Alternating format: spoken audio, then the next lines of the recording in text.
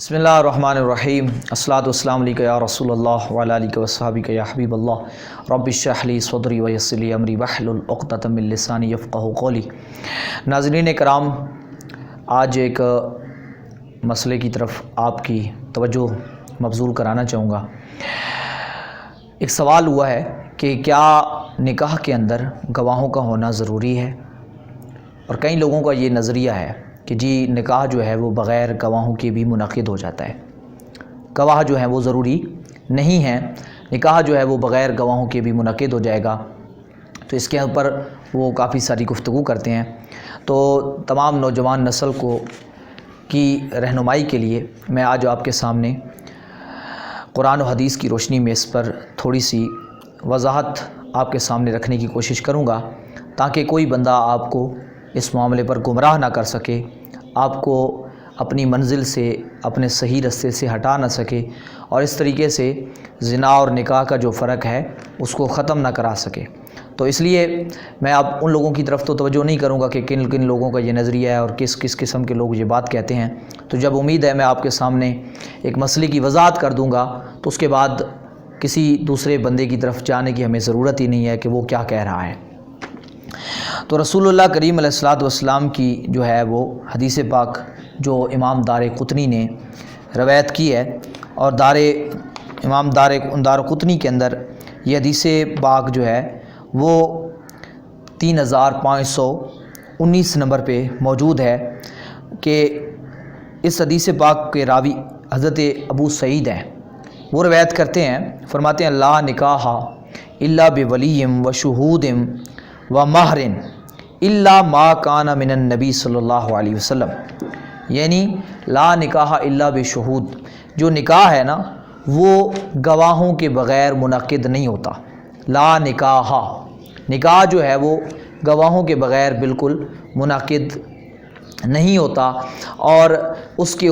کے اندر گواہوں کا ہونا ضروری ہے۔ لا نکاح کے لفظ ہیں حدیث پاک کے اندر، اور اس کو امام ابن حبان نے، یہ بہت بڑے محدث ہیں امام ابن حبان، انہوں نے اپنی صحیح ابن حبان کے اندر باب و ذکر نفی اجازت عقد النکاح بغیر ولی و شاہد عدل، یہ باب باندھا ہے، اور اس باب کے اندر وہ ایک حدیث پاک لے کے آئے جو حدیث نمبر 4075 ہے۔ اس کے اندر انہوں نے ایک حدیث پاک بیان کی ہے جس کی راوی سیدہ طیبہ طاہرہ عائشہ صدیقہ رضی اللہ تعالی عنہا ہیں۔ ان سے حضرت عروہ نے روایت کی ہے، اور ان سے امام زہری نے، اور امام زہری سے حضرت سلیمان بن موسیٰ نے، اور سلیمان بن موسیٰ سے ابن جریج نے، اور ابن جریج سے حفص بن غیاث نے، اور حفص بن غیاث سے یحییٰ بن سعید بن یحییٰ بن سعید الاموی نے، اور انہوں سے جو ہے عمر بن محمد الحمدانی نے یہ خبر روایت کی، اور عمر بن محمد الحمدانی سے جو ہے امام ابن حبان نے یہ حدیث نقل فرمائی ہے۔ تو سیدہ عائشہ صدیقہ رضی اللہ تعالی عنہا، یہ میں نے سند اس لیے آپ کے سامنے رکھی کہ اس سند کے اندر کسی قسم کا کوئی غبار نہیں ہے، یہ سند بالکل واضح اور صحیح ہے، اور اس سند کے اعتبار سے یہ حدیث بالکل صحیح ہے۔ تو اس کو امام ابن حبان نے، کہ جن کا سن وصال 354 ہجری ہے اور 280 ہجری میں آپ پیدا ہوئے، آپ نے یہ حدیث پاک حضرت عائشہ صدیقہ رضی اللہ تعالیٰ عنہ سے اپنی سند سے روایت کی، اور آپ فرماتے ہیں، حضرت عائشہ صدیقہ رضی اللہ تعالیٰ عنہ فرماتی ہیں ان رسول اللہ صلی اللہ علیہ وسلم قال، رسول اللہ کریم علیہ الصلاۃ والتسلیم نے ارشاد فرمایا لا نکاح الا بولی و شاہد عدل، نکاح جو ہے نا وہ بغیر ولی کے اور 2 عادل گواہوں کے منعقد نہیں ہوتا۔ عادل سے مراد یہ ہے کہ وہ فاسق نہ ہو۔ اس کی میں تھوڑی سی وضاحت انشاءاللہ آگے جا کے حدیث مکمل ہو جائے تو کر دیتا ہوں۔ نکاح جو ہے وہ بغیر ولی کے اور بغیر 2 گواہوں کے، عادل گواہوں کے، فاسق نہ ہو، ان کے منعقد نہیں ہوتا۔ حضور نے کریم علیہ السلام نے فرمایا وما کان من نکاح علی غیر ذالک فہو باطل، جو نکاح اس طریقے کے علاوہ ہوگا تو وہ باطل ہے۔ فَإِن تَشَاجَرُوا، اگر آپس میں لوگ لڑیں تو فَالسُّلْطَانُ وَلِيٌّ مَّن لَّا وَلِيَّ لَهُ، تو سلطان جو وقت کا حاکم ہے، جو حاکم وقت ہے اسلامی حکومت کا، وہ ولی ہوگا جس کا کوئی ولی نہ ہو۔ یہ جو ولی کی بات ہے کہ یہ ولی کیا ہوتا ہے، اس کے اوپر انشاءاللہ میں علیحدہ ویڈیو میں گفتگو کروں گا کہ یہ ولی کی جو بات ہے یہ کیا ہے، یہ ولی کی جو شرط رکھی گئی ہے کہ ولی کے بغیر بھی نکاح نہیں ہوتا، یہ ولی کون ہوتا ہے، یہ کس کو کہتے ہیں، اس کی کیا ہے، یہ بھی ہماری کیونکہ زیر بحث نہیں ہے تو اس پہ علیحدہ گفتگو، کیونکہ گفتگو لمبی ہو جائے گی۔ جو ہمارا فی الحال کی موضوع ہے وہ ہے کہ گواہوں کے بغیر نکاح کا منعقد ہونا، یعنی جب لڑکا لڑکی راضی ہو جائیں، ایک دوسرے کو کہہ دیں کہ جی میں نے تو سے نکاح کیا، وہ کہے میں نے قبول کیا، میں نے تو سے شادی کی، وہ کہے، اور گواہ بھی کوئی نہ ہو وہاں پر، یعنی 2 گواہوں میں سے کم مردوں کا ہونا ضروری ہے، تو وہ نہ ہوں اور وہ اس طرح سے کم 2 ہوں، تو وہ 2 عادل ہوں، اور وہ موجود بھی نہیں ہے، کوئی بندہ بھی نہیں ہے، وہ آپس میں کر لیتے ہیں، تو اس طریقے سے نکاح منعقد ہو جائے گا۔ تو فی الحال اس پہ بات ہو رہی ہے کہ اس طرح سے نکاح منعقد نہیں ہوتا۔ یہ میں نے رسول اللہ کریم اسلام کی صحیح ابن حبان کی صحیح حدیث پڑھی ہے، اور امام ابن حبان اس حدیث کے آخر میں جو ہے وہ آپ فرماتے ہیں کہ ولا یصح فی ذکر الشاہدین غیر ھذا الخبر، کہ گواہوں کے معاملے میں، یعنی جو نکاح کے اندر گواہ شرط ہیں، اس کے معاملے میں اس حدیث کے علاوہ کوئی اور حدیث صحیح موجود نہیں ہے۔ یہ ان کا اپنا نقطہ نظر ہے کہ مجھے اس کے علاوہ کوئی صحیح سند سے حدیث جو ہے وہ نہیں ملی، وگرنہ میں نے آپ کو امام دارقطنی کے حوالے سے یہ حدیث بیان کی ہے کہ لا نکاح الا بشہود، کہ نکاح جو ہے وہ گواہوں کے بغیر اور ولی کے بغیر، یہ جو میں نے ابھی حدیث پوری تفصیل سے پڑھی، وہ مہرن اور حکمار کے بغیر منعقد نہیں ہوتا، الا ما کان من النبی، مگر جو نبی کریم علیہ السلام کے خصائص میں سے ہے، خصوصیات میں سے ہے، کہ اللہ تعالیٰ نے حضور علیہ السلام کو کئی چیزوں میں شریعت کے اندر عام لوگوں سے استثناء عطا کیا ہے کہ آپ اگر وہ چیز کرنا چاہیں تو حضور علیہ السلام کو اس میں اجازت حاصل ہے، تو اس لحاظ سے اس کو استثناء کیا گیا کہ وہ اگر بغیر مہر کے بھی کوئی عورت حضور علیہ السلام پہ اپنے آپ کو پیش کرے تو وہ منعقد ہوگا، اس کے اندر شرط نہیں ہے۔ تو اسی طریقے سے جو یہاں پر ہے، لیکن بقیہ جتنے بھی لوگ ہیں ان کے اندر ولی کے بغیر، اس پہ انشاءاللہ میں نے کہا ہے بعد میں گفتگو کروں گا، اور شہود کا لفظ ہے کہ اس کے بغیر، اور یہ حدیث سے مشہور ہے، حدیث سے مشہور ہے، امام ابن حمام نے بھی اس پر بحث کی ہے، اور یہاں اس لحاظ سے انہوں نے تو اس کو حدیث مشہور کہا ہے، اور حدیث مشہور کے ساتھ کتاب اللہ کے اندر جو ہے وہ زیادتی بھی کتاب اللہ پر کی جا سکتی ہے۔ تو یہ ایک اصول فقہ کی بات ہے، اس پہ انشاءاللہ جو ہے وہ فقہ کے اعتبار سے گفتگو ہوتی ہے، تو آپ کیونکہ عوام کے سامنے گفتگو ہو رہی ہے تو اس لحاظ سے میں یہاں ان 2 حدیثوں کو سامنے رکھ کے جو میں نے آپ کے سامنے رکھی، اور ایک جو تیسری حدیث ہے جس کو امام ترمذی نے روایت کیا ہے، اور حضرت عبداللہ ابن عباس رضی اللہ تعالیٰ اس کے راوی ہیں، وہ فرماتے ہیں البغایا اللاتی ینکحن انفسہن بغیر بینہ۔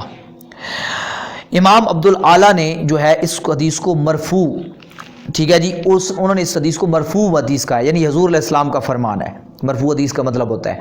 اور جو باقی ہے نا انہوں نے اس کو موقوف کہا ہے، یعنی یہ حضرت عبداللہ ابن عباس کا فرمان ہے۔ تو بہرحال حدیث مرفوع کے بارے میں بھی قول ہے، یہ حدیث مرفوع ہے یا حضرت عبداللہ ابن عباس کا، یعنی میں نے اس کی دونوں کی وضاحت کر دی ہے کہ اس حدیث پر جو گفتگو ہے یہ حدیث موقوف ہے۔ یہ ایک اصطلاحیں ہیں اصول حدیث کی، موقوف حدیث وہ ہوتی ہے جو صحابی پہ جا کے رک جاتی ہے، یعنی صحابی کا قول فعل جو ہوتا ہے یہ فرق کرنے کے لیے اس کو حدیث موقوف کہا جاتا ہے، اور حدیث مرفوع جو صحابی جو ہے وہ حضور علیہ السلام سے کہ قول و فعل و تقریر کو بیان کرے تو اس کو ہم حدیث مرفوع کہتے ہیں۔ تو انہوں نے کہا ہے کہ یہ حضور علیہ السلام سے حضرت عبداللہ ابن عباس نے روایت کی، یا حضرت عبداللہ ابن عباس نے فرمایا کہ البغایا اللاتی ینکحن انفسہن بغیر بینہ، بغایا کہتے ہیں یعنی وہ زانیہ عورتیں ہیں، فاحشہ عورتیں ہیں، وہ گندی عورتیں ہیں جو اپنا نکاح بغیر گواہوں کے کرتی ہیں، جو اپنا نکاح بغیر گواہوں کے کرتی ہیں، تو یعنی وہ بغایا ہیں اس کے اندر، یعنی زانیہ عورتوں میں اور وہ باغی عورتوں میں اور غیر محصنات میں وہ شامل ہو جائیں گی۔ تو اس لحاظ سے اس ساری جو میں نے آپ کے سامنے گفتگو کی ہے اور ساری احادیث مبارکہ آپ کے سامنے رکھی ہیں، صحیح ابن حبان کی، دارقطنی کی، اور جو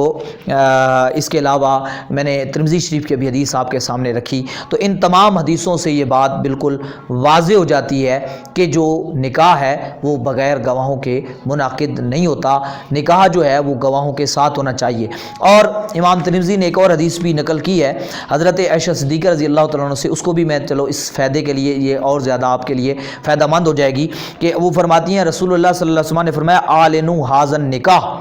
حضور نے فرمایا اس نکاح کو اعلانیہ کرو، وجعلوہ فی المساجد، اور اس کو مسجدوں میں کرو، وضربوا علیہ بالدفوف، اور کوشش کرو کہ اس پہ دف